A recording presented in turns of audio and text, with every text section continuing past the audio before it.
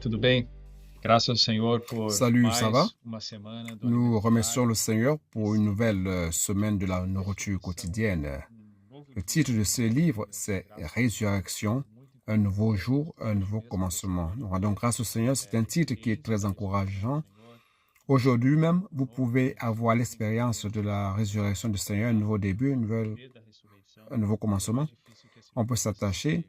Essa s'accrocher semana nós vamos falar um à la pouquinho puissance de la da morte do résurrection, nosso peu querido importe la Senhor situation. Jesus. Cette semaine, nous allons Livro de parler João, de la capítulo crucifixion de 19, notre Seigneur Jésus, capítulo 19 do Evangelho de chapitre João. 18 et O 19, tema dessa spécialement semana chapitre é 19 de a l'Évangile de Jean. crucificação de Le Jesus thème de Cristo. cette semaine, c'est Na la segunda-feira nós crucifixion já de vimos Jésus. aqui Lundi, que nous avons enquanto a déjà vu, introdução, essa je semana vais d'ailleurs vai nos lire fazer tocar l'introduction. profundamente no Cette amor semaine va do nous Senhor, amener à que toucher vai profondément à gerar em nós l'amour um du forte Seigneur. sentimento de consagração. Ça va engendrer en nous Então, o un nosso fort sentiment de objetivo dessa semana consécration aqui pour não é servir. Donc simplesmente l'objectif de falar cette dos evangelhos semaine, de uma ce forma n'est pas histórica, de fática da simplement crucificação do Senhor, parler d'une manière mas em historique, todos os factuelle textos, de em la todos crucifixion du os Seigneur, dias, isso precisa gerar mais dans mais chaque amor passage, no chaque coração. jour, E esse amor não é um amor il faut que simplesmente contemplativo, l'amour é um soit amor engendré en vous. que Cet nos amour, il ne leva s'agit pas a seulement nos d'un amour consagrarmos a contemplatif, Ele mais e c'est un amour qui nous servirmos ao amène Senhor. à nous Então, consacrer à fazermos algo lui ao Senhor et à através servir do le Seigneur. constrangimento que nós sentimos Travailler quando pour le nós Seigneur olhamos à tudo que partir de ele ce que fez nous por ressentons nós. lorsque nous voyons Então, tout ce qu'il a nós traversé vamos ver pour aqui nous que o à la Senhor croix. foi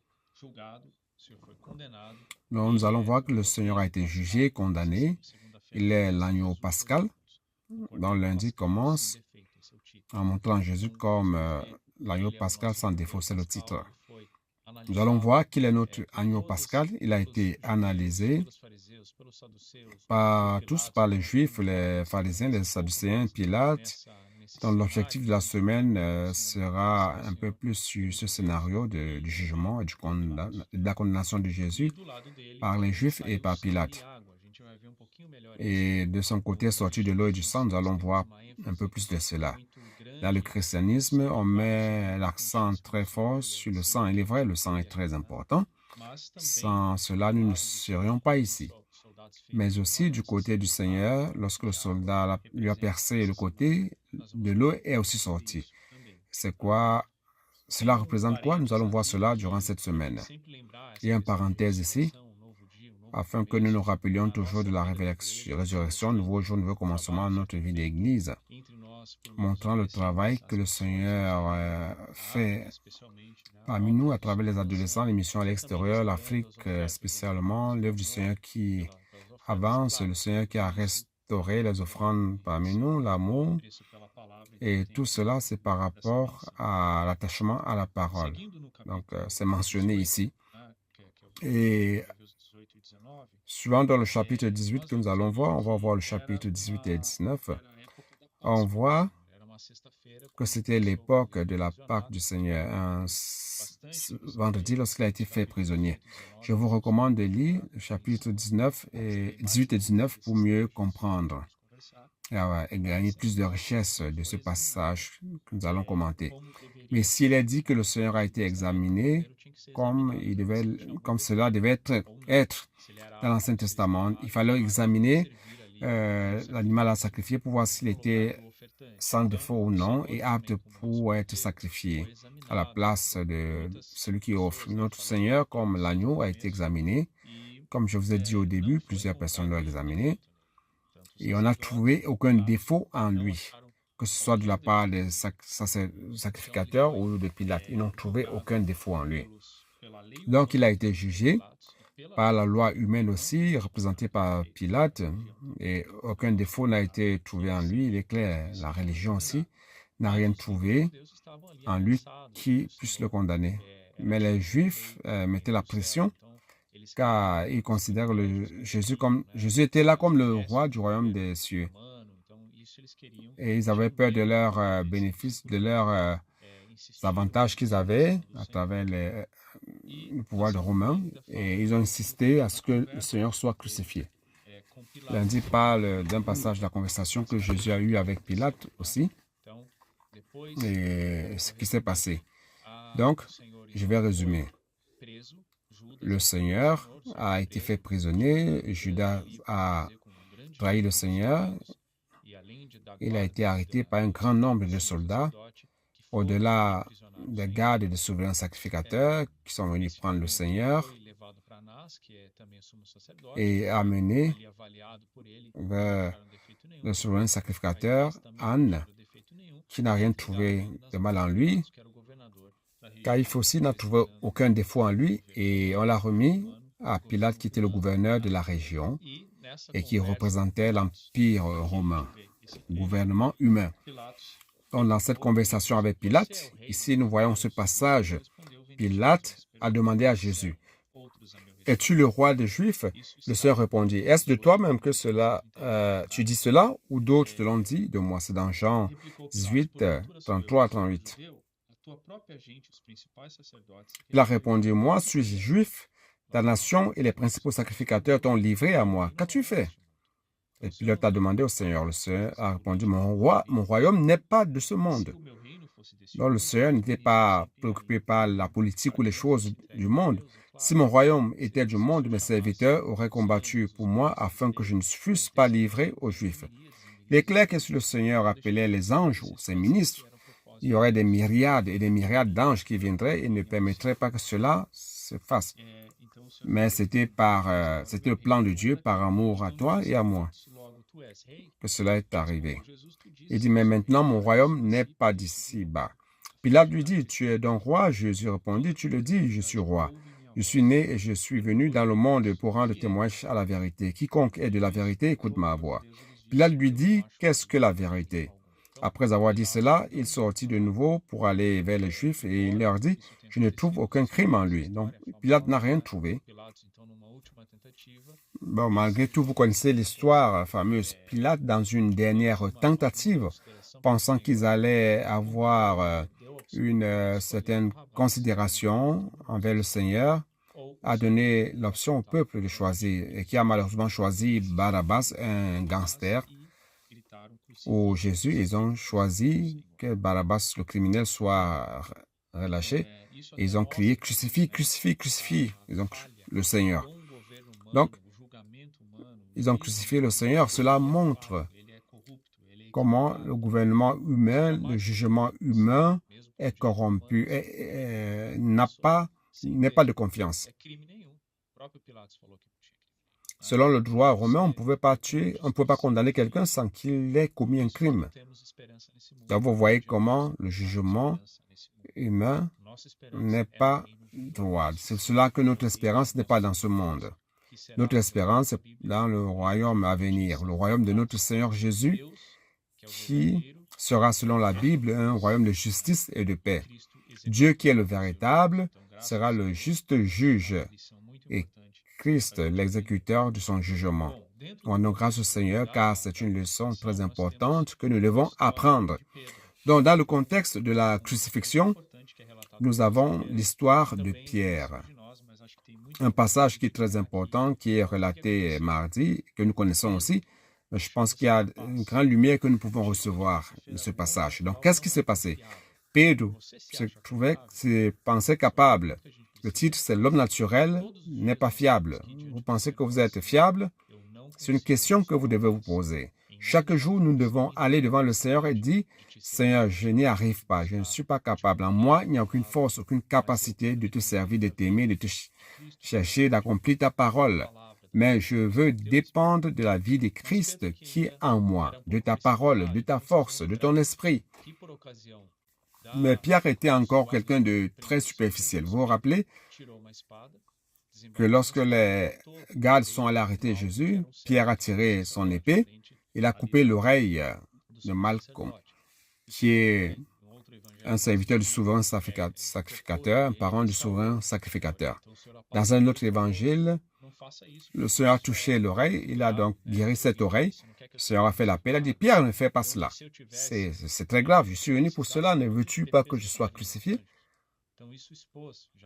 Si j'avais besoin d'être défendu, j'appellerais les anges. Donc cela a exposé Pierre. Et avant, le Seigneur avait déjà causé avec Pierre en disant qu'il allait être crucifié. Pierre a dit, jamais, je ne t'abandonnerai pas, je serai à tes côtés, je te défendrai. Et nous voyons que tout au long de l'histoire, lorsque le Seigneur a été fait prisonnier, on l'a amené dans la maison de Anne. Et la personne qui était chargée de garder l'accès à la cour a vu Pierre et a dit, tu es un d'eux. Pierre a renié le Seigneur. Et après, il faisait froid, c'était une nuit froide, Pierre se réchauffait au bord d'une braise avec d'autres personnes. Et une des personnes a dit, tu es un de ses disciples. Et Pierre a dit, non, je n'en suis pas. Il a renié le Seigneur une fois de plus. La troisième fois, un parent de Malcolm, cette personne de Malchus, cette personne que Pierre a attaquée, il dit, tu es un d'eux aussi. Et Pierre, une fois de plus, pour la troisième fois, a dit, je n'en suis pas. Et il a renié le Seigneur pour la troisième fois, et le coq a chanté. Car le Seigneur avait déjà dit que le coq allait chanter lorsqu'il allait le renier 3 fois. Et Marc relate qu'il a pleuré amèrement, triste par cette situation. Pardon, l'évangile de Luc, chapitre 22, qui parle de son pleur. Mais cela montre tout simplement qu'aucun homme n'est fiable, car la nature humaine déchue est pleine de fausseté et d'inconsistance. Ne soyez pas surpris si vous avez des situations d'inconsistance, de fausseté. Cela montre que vous devez rechercher davantage la parole du Seigneur, vous répandre davantage et vous confier au Seigneur. Alors, il y a un passage très important ici pour ceux qui aiment le Seigneur. Nous devons inculquer cette parole dans notre cœur. Comment être confiable? Comment servir le Seigneur? Comment être un enfant de Dieu qui n'oscille pas, sur qui le Seigneur peut compter, qui est un pilier de l'Église, dont la réponse se trouve ici à la page 27, la fin de la page 27. Une personne confiable est confiable uniquement lorsqu'elle est constituée de la vérité, de la réalité de Dieu.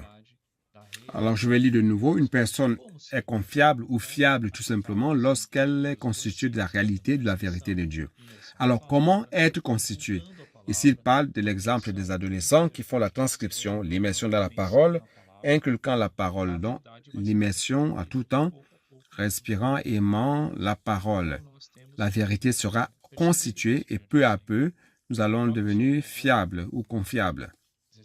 Nous devons donc recevoir cela devant le Seigneur. Le Seigneur, au chapitre 17, a prié, chapitre 17 de Jean, il dit, sanctifie-les dans la vérité. Ta parole est la vérité. Jean 17, 17. C'est-à-dire que toute fausseté, toute inconsistance, tout mensonge, tout manque de confiance en l'homme naturel est éliminé et le Seigneur ajoute en nous la vérité. Oui, cette vérité est ferme et en elle, nous pouvons nous confier. Donc, c'était une parenthèse ici dans l'histoire de la crucifixion, du Seigneur qui est pour nous comme une leçon. Donc, on continue le chapitre 19, verset 1. Explorant un peu plus le contexte avec Pilate. Pilate a envoyé battre le Seigneur d'une manière injuste, car le Seigneur a amené le Seigneur jusqu'à lui. Il n'a trouvé en le Seigneur aucun crime ou quelque chose qui pouvait... Il n'y a pas eu un tribunal qui a été établi pour le juger de manière correcte selon la loi humaine. Donc, sans savoir ce qu'il a fait, bien au contraire, il n'a été accusé de rien. Il a envoyé le battre. Chapitre 19, verset 1. Il a envoyé battre le Seigneur des Verges. Le Seigneur a beaucoup souffert de cela. Il a été frappé, humilié. Les soldats se sont moqués du Seigneur. Donc, après tout ce passage, Pilate se lavait les mains et il a remis aux Juifs. Les soldats qui étaient là, les soldats de Pilate, ont commencé à se moquer de lui et ont fait une couronne d'épines. Car son crime, entre guillemets, c'est qu'il était roi. Donc, comme il veut être roi, allons faire une couronne d'épines. Vous voyez cette couronne d'épines était faite de buissons dont les épines causaient des douleurs atroces. Ils ont planté cela dans la tête du Seigneur. Certainement, il a beaucoup saigné, il a beaucoup ressenti la douleur. Dans Jean 18, 19, il y a des passages qui montrent qu'ils ont caché sur le Seigneur, on l'a frappé sur le visage, frappé au visage, à la gifle, à la joue, et donc une grande humiliation. Et ils ont fait un manteau au Seigneur de pourpre. Et la couleur pourpre est utilisée pour faire le manteau des rois. Donc, c'était un manteau qu'ils ont fait juste pour se moquer de lui. Comme ils ont dit, bon, il s'est dit roi, alors on va le vêtir de ce manteau de pourpre pour que les gens se moquent du Seigneur. Au verset 3, nous voyons qu'il venait vers lui et disait « Salut, roi des Juifs !» Et il lui donnait des soufflets. Imaginez la force d'un soldat frappant le Seigneur. Donc, on n'arrive même pas à croire qu'ils ont eu tant de méchanceté dans le cœur pour frapper le Seigneur qui n'a rien fait de mal à personne. Mais il a souffert en silence pour toi et pour moi. C'est ce qui est montré ici. Donc, la sentence qui a condamné Jésus, mercredi, parle encore plus du contexte de Pilate. Pourquoi il a fait cela? Il avait la conscience lourde. En fait, il avait peur, car il y avait une grande pression de la part des Juifs pour le crucifier. Il n'a rien trouvé, bien le contraire. Il y a les passages qui montrent qu'il voulait libérer même le Seigneur, mais il n'a pas été correct en ce qu'il a fait. Et il y a eu une conséquence en cela aussi, par rapport à la mort de Pilate. En quoi d'autre? On a déjà dit qu'ils l'ont agressé physiquement.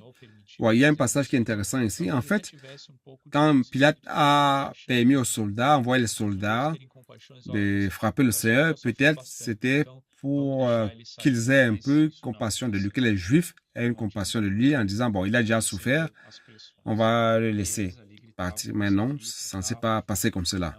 Ça n'a servi à rien, parce qu'il a cédé à la pression et ils étaient là en train de crier « Crucifie-le, crucifie-le ». Ils ne voulaient rien savoir d'autre. Selon eux, la loi juive condamnait tous ceux qui voulaient être égal à Dieu et que Jésus voulait être égal à Dieu. Mais ils ignoraient que Jésus, en fait, était Dieu, il était roi. Et il y a un point très important ici. Un des dialogues qu'on a vu avec de Pilate, chapitre 19, versets 10 et 11. Pilate lui dit, « Qui es-tu finalement? Tu ne vas pas me répondre? Tu ne sais pas que j'ai l'autorité de te crucifier et que j'ai le pouvoir de te relâcher? » Sœur répondit, « Tu n'aurais sur moi aucun pouvoir s'il ne t'avait été donné d'en haut. C'est pourquoi celui qui me livre à toi commet un plus grand péché. » Donc, le leadership juif l'a remis à Pilate. Et c'était le plus grand péché encore, plus grand que celui de Pilate qui était là et qui transgressait la parole de Dieu. Donc, ici, l'avertissement, la conclusion, c'est que quelqu'un, celui qui essaie de nuire à l'œuvre du Seigneur, apparemment, il peut paraître impuni pour un temps, mais cela est très grave, très grave. Donc, le tort qu'on cause aux personnes qui aiment Dieu est très grave. On doit avoir attention, on doit faire très attention lorsque nous montrons du doigt des choses. Qui sommes-nous pour juger? Quelle est notre capacité d'entendement des choses qui sont dans le cœur de Dieu pour juger? C'est un grand avertissement pour nous, tant pour les leaders des Juifs qui ont causé un grand tort au peuple juif. Et Pilate a aussi souffert de la conséquence de sa décision. Je dis, Jésus, fils de Dieu et roi d'Israël. Dans le contexte de la crucifixion, c'était pour la Pâque au jour de la préparation, c'est-à-dire vendredi de la Pâque. Cela montre que le Seigneur, Jésus est notre agneau pascal. Après la crucifixion, il a porté la croix, notre Seigneur a transporté la croix. Imaginez, après avoir traversé tout ce qu'il a traversé, c'était à l'aube, sous le jugement, la souffrance et tout le reste. Et continuons encore vers le calvaire de Golgotha, qui veut dire lieu des crânes. Il y avait une formation rocheuse là qui ressemblait à un crâne, où le Seigneur allait être crucifié. Pilate a envoyé mettre au-dessus de la croix un titre qui était écrit « Jésus de Nazareth, roi des Juifs » en hébreu, latin et grec. Et cette plaque est restée là, probablement près d'un chemin, près de la ville, où tout le monde pouvait voir ce qui allait ou sortait de la ville. Donc les Juifs étaient incommodés par cela. Ils ont demandé à Pilate d'enlever la plaque. Pilate a dit, j'ai déjà écrit, ce qui est écrit est écrit. On voit que le Seigneur Jésus est le roi de ce monde. Nous sommes ici, mais nous ne sommes pas de ce monde. Mais il est là, il est mort pour tous.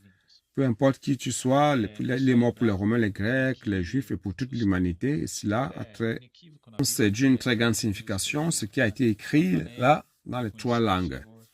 Et juste rappeler que le Seigneur est sans doute le roi, le Fils de Dieu, il est roi.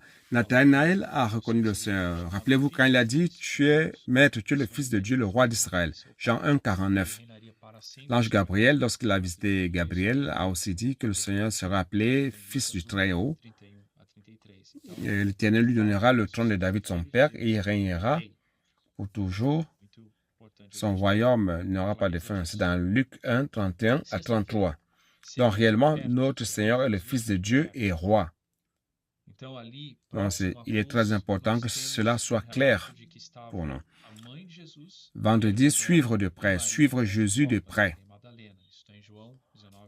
Donc au pied de la croix, il y a un récit qui nous dit que là était la mère de Jésus, sa sœur et Marie, la femme de Cléopas, Marie-Madeleine, c'est dans Jean 19, 25. La sœur de Marie, qui est Marie, mère de Jésus, c'était certainement Salomé, la femme de Zébédée, la mère de Jacques et Jean, qui avait dit au Seigneur Jésus que ses enfants s'asseyent auprès de Jésus au trône à la résurrection. Elle était là. Ces personnes étaient proches du Seigneur. Le Seigneur, avec toute son humanité, beaucoup de considération, certainement par les yeux ou la tête, il a parlé, c'est dans le verset 26-27. Jésus, voyant sa mère et auprès d'elle le disciple qu'il aimait, dit à sa mère, « Femme, voilà ton fils. » Puis il dit au disciple, « Voilà ta mère. » Le Seigneur était préoccupé, ouais, comme s'il disait, « Prends soin d'elle, c'est ta mère aussi. » Même s'il n'avait pas une relation biologique, mais prends soin d'elle. Et certainement, Marie était déjà veuve de Joseph. Donc, le Seigneur était préoccupé. Cela montre qu'il était vraiment que Jean et les femmes que j'ai citées étaient proches de la croix. Alors, quel est le sens spirituel de cela? Nous devons suivre le Seigneur de près pour voir les détails de tout ce que le Seigneur est en train de faire aujourd'hui, ce qu'il est en train de faire. Nous devons suivre le Seigneur de près. Et certainement la parole du Seigneur. Il y a un passage ici qui dit la vie de l'Église, on ne fait pas partie de ceux qui sont dans les gradins. C'est facile d'être critique, de ne pas bien voir ce qui se passe, et là, vous commencez à vous éloigner, vous refroidir. Mais cherchez plutôt le Seigneur, cherchez à être près du Seigneur.